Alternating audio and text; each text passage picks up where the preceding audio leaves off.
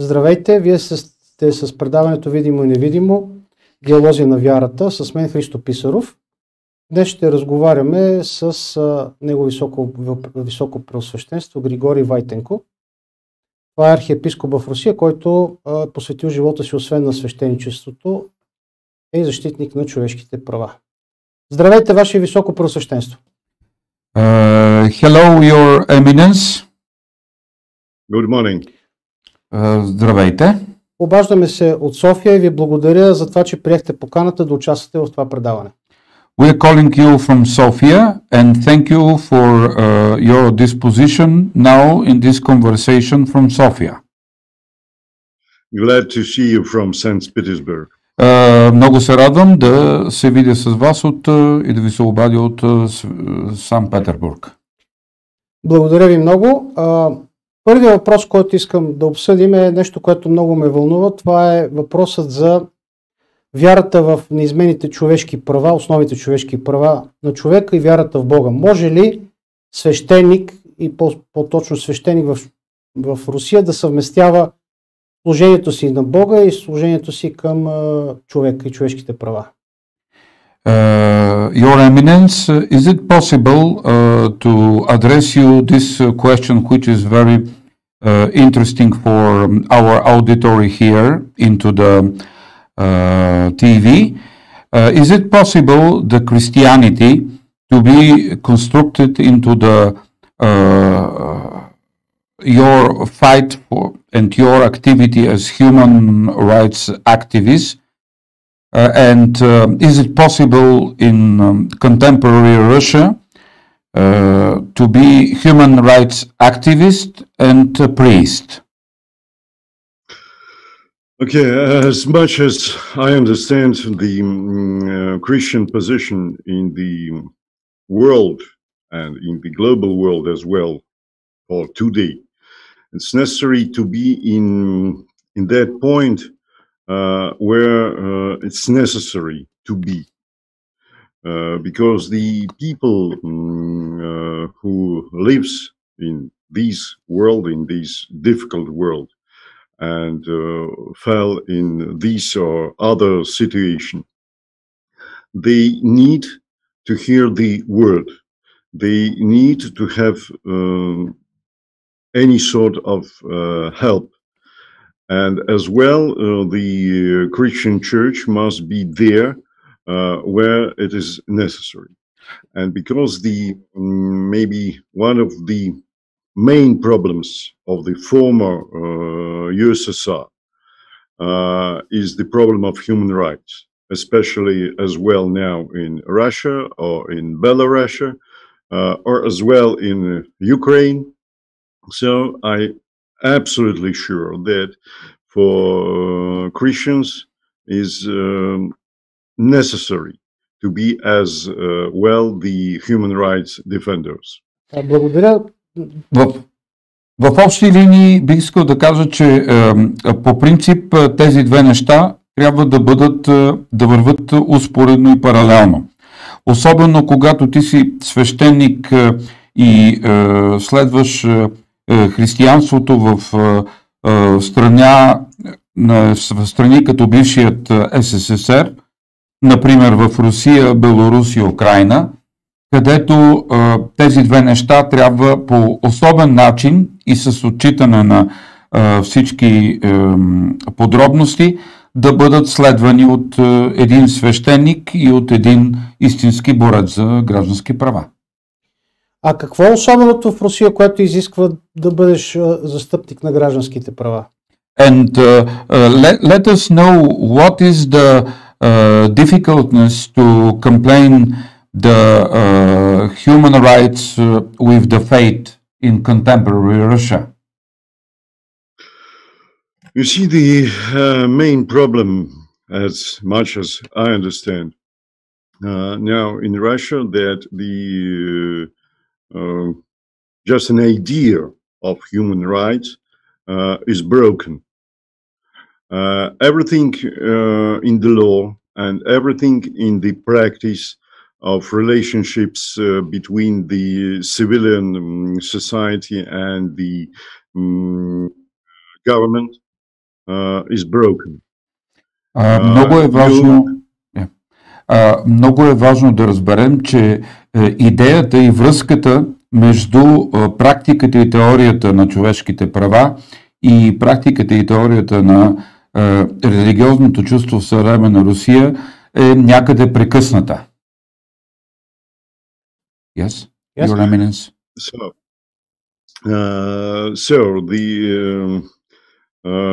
the main idea, if it is possible to say, of the government is now that everything must be the same. People must live in the same case, must think in the same case, and you can't have your own opinion for any sort of political or religious thoughts. Проблемът, според мен, идва главно от всемогъщото правителство в Русия, което се смята за всичко и се смята за основен ръководител, съдник и унифициращ орган на всичко, което става в Русия, и то трябва да бъде последна инстанция за всичко. Това, което казвате, по-близко е до охранителния режим на Николай I или е остатък от комунизма? Is it possible to make the comparison of the regime, this regime, with the regime of Nikolai I Emperor, or with the forwarding systems of the communism? How do you think? I think that any sort of historical allusions is good. But anyway, now we have something very special, because from one hand it is, of course, the Soviet, I can say, as well, allusions for the Stalin's period, and at the same time we see the sort of empire which is growth every day. Maybe Nicholas I or Nicholas II, or I don't know, the Tsar Ivan Grozny, or any. Бих искал да кажа, че и илюзията за самодържавието и илюзията за сталинския период, най-тежкия период на комунизма, вероятно могат да бъдат еднакво модифицирани в това, което се случва днес в Русия, но всеки един исторически пример от досега не може по никакъв начин да обрисува реалната ситуация, която е доста по-тежка. В този аспект би ли могъл опита на предшестващите ви защитници на човешките права да бъде в помощ, като например поведението на Александър Мен, отец Александър Мен и отец Глеб Якунин? Тук ще помоля да пуснат. How did you think, Your Eminence, the heritage of so bright examples as men and priests, Father Alexander Mann or Father Gleb Yakunin, and their relation to the human rights in USSR and Russia maybe is implemented in your conception about the things? Yes, of course, because they live very difficult time, and at the time during the Soviet Union, of course, any sort of religious activity was prohibited. For instance, now it's more easier to have the parish or to have a group of people who thinks as well as you, or to have the educational programs for youth. This was absolutely prohibited in Soviet Union. But anyway, these fathers do their best to bring more and more people to Christ. Да, разбира се, могат да се сравняват нещата само до някъде, защото в СССР, за разлика от съвременна Русия, проблемът с вярата и с вероизповеданието беше абсолютно забранен да се дискутира или да се разглежда като дадена образователна ценност. Но в съвременна Русия, разбира се, това е особен вид образователна ценност, която обаче не дава възможност да се разгръща нищо по-различно от това. Просто като една ценност. В контекста на това, което казвате, би желал да ви попитам, сегашното законодателство в Русийската федерация осигурява ли свободата на мисълта, съвестта и религията? И спомням си, имаше едно изказване на руския патриарх, че идеята за свободата на съвестта и за човешките права е една от най-опасните ереси за християнството. Какво ще кажете по този въпрос? Into the context of the contemporary Russian following of the human rights activism and religious freedom and confession equality, we would like to ask you into the context of last Russian patriarch statements about the human rights activism is close to the real heresy in contemporary world. We would like to ask you about your opinion concerning this statement. My opinion is very with Patriarch Kirill, we belong to different churches. That's all. Аз мога да кажа чисто и просто, че с патриарх, тъй нареченият патриарх Кирил, явно ние сме в две различни църкви. Да, а това, което казвате, че сте две различни църкви, осигурено ли ви от Руската федерация и тя дава ли възможност да се практикува свобода на мисълта, съвестта и религията? Okay, taking on mind your last sentence, is it possible in the Russian Federation, and is it contemporary possible to have these two churches with equality and human rights activism standard in Russia today? As you see, it's possible. It's difficult, of course, and of course, from time to time, we have problems, as well as other groups and small churches in the Russian Federation. I hope you hear something, and our spectators here about the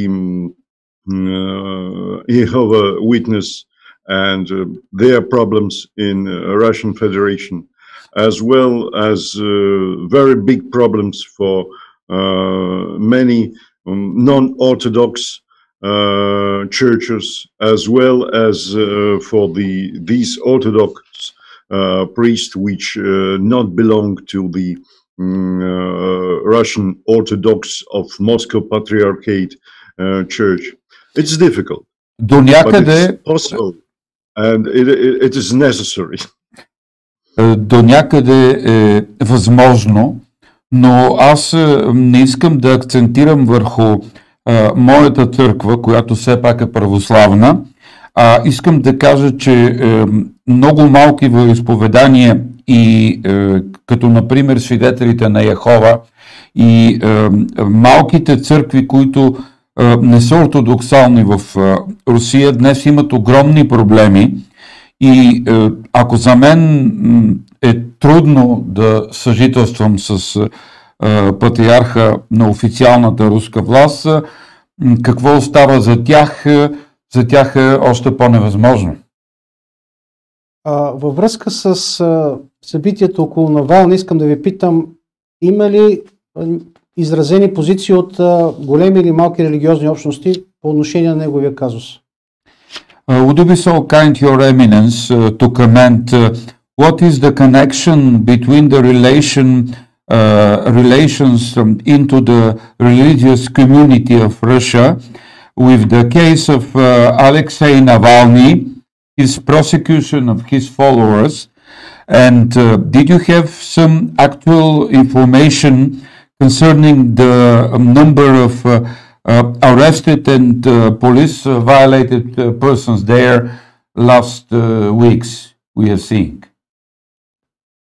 Okay, so let me start from the figures. So there is more than 3,500 people were arrested, and many of them still in a jail for administrative deals. It's not long terms, 5 days, 15 days, but so not so long. But anyway, it's a jail.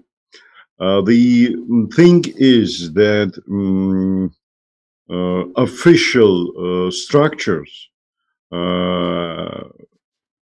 have not reflected for this a very important case, because anyway we need to speak with the people. We need to explain our position. We need to explain that the lie is anti-Christian thing, and that the government must speak with their people and must explain what they do.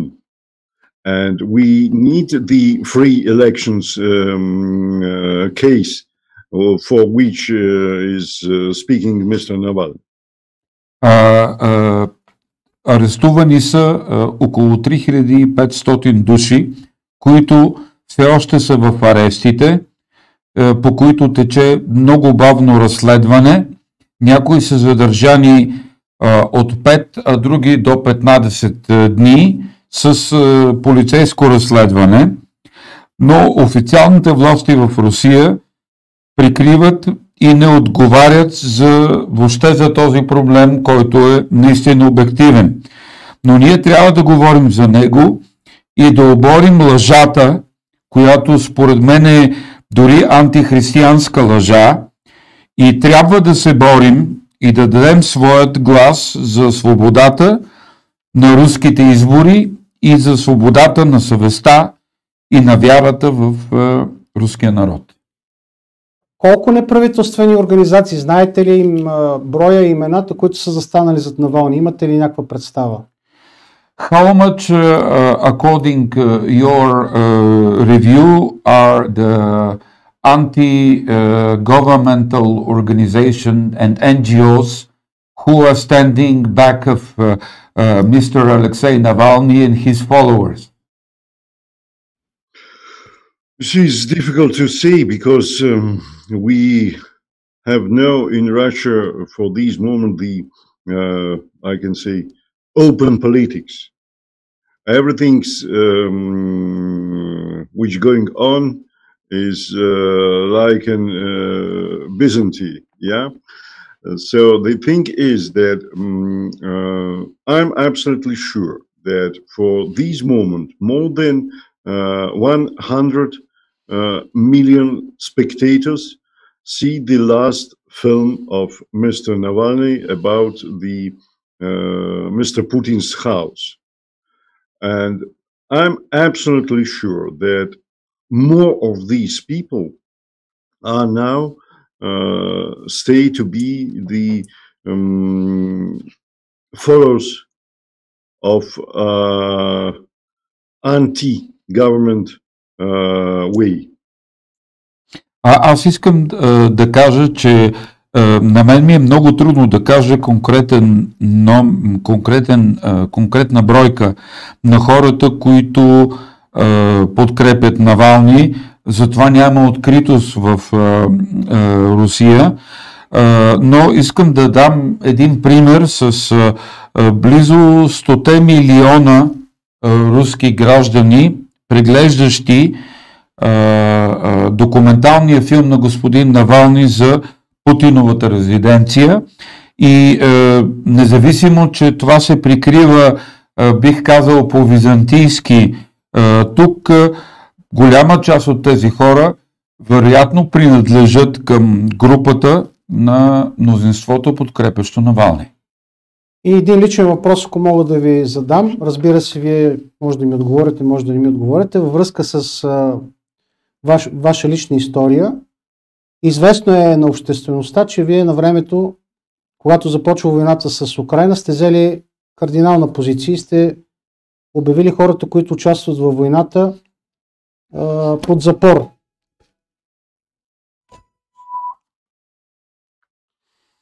Бихте ли разказали нещо по този случай, ако желаете? Would you be so kind to let me introduce you one personal question? Of course, your eminence depends of your will to answer or not, but we would like to hear the answer about your position before around the war with in Ukraine. We remember your position that time concerning the stopping of this war and the aggression against the Ukrainian people. Would you be so kind to submit something here? Okay, so my position is still the same. This war, it's maybe main sadness point of Russian history. I mean the whole period, but of course the sadness point of Russian Federation history. And this is the anti-Christian war, as much as I understand, as much as I feel. And I'm absolutely sure that the Crimea is Ukraine, that on Donetsk and Lugansk must be the Ukrainian territory, and that Russian Federation, if they really want to help Ukraine and Ukrainians, they need to organize any sort of human help by the money, by the food, by the medicine, any sort, but not the weapons. And the weapons and people who go from Russia to Ukraine for struggle, it's a crime and it must be stopped. Аз пак ще повторя моята позиция. Няма промяна по нея във връзка с конфликтът в Украйна, по-специално за Крим, в Крим и в Луганск и Донецк. Аз считам, че всичките тези области принадлежат териториално на Република Украйна.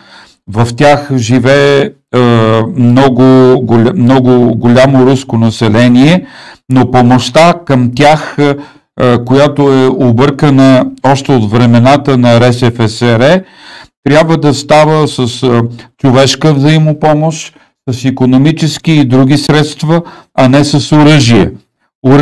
Използването на оръжието срещу украинския народ, според мен, е антихристиянско, античовешко и трябва да бъде отхвърлено изцяло от арсенала на Руската федерация. Благодаря много, Ваше високо просвещенство. Thank you, Your Eminence, for your attention. Специални поздрави от София.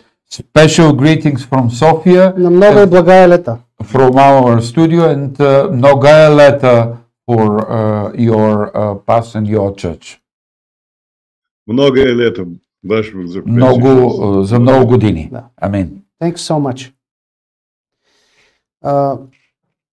Уважаеми зрители, този разговор, който проведахме с уважаемия архиепископ Вайтенко, е една илюстрация за това как може един свещеник да преодолее националните интереси, да преодолее ограничеността на определени религиозни общности и да посвети живота си на по-светли и по-високи ценности, каквито са християнските и каквито са правилата за свободата на човешката личност.